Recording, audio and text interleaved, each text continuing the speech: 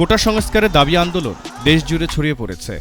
কোটা সংস্কারের দাবি আন্দোলনকারী শিক্ষার্থীদের ওপর হামলার ঘটনায় সামাজিক যোগাযোগ মাধ্যমে নিন্দার ঝড় বইছে।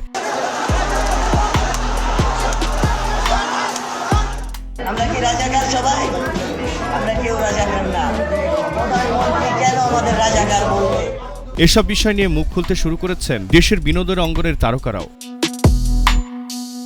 এবার মুক্তিযোদ্ধার সন্তান হয়েও মাননীয় প্রধানমন্ত্রীর কাছে কোটা সংস্কারের দাবি জানালেন অভিনেতা নিলয় আলমগীর।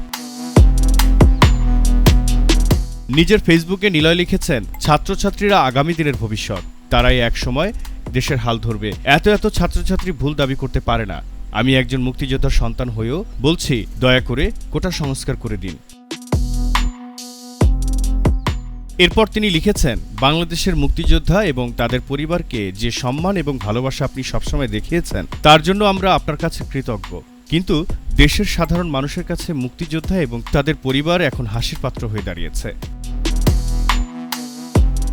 সবশেষে এই অভিনেতা লেখেন, মুক্তিযোদ্ধাদের সম্মানের জায়গাটা ঠিক রাখতে হলেও কোটা সংস্কার মেনে নিন। আন্দোলনরত ছাত্রছাত্রীদের এই দুরবস্থা সহ্য করার মতো নয়। পুরো জাতি আপনার সিদ্ধান্তের অপেক্ষায় আছে। জহির আহমেদ, জেটিভি বাংলা।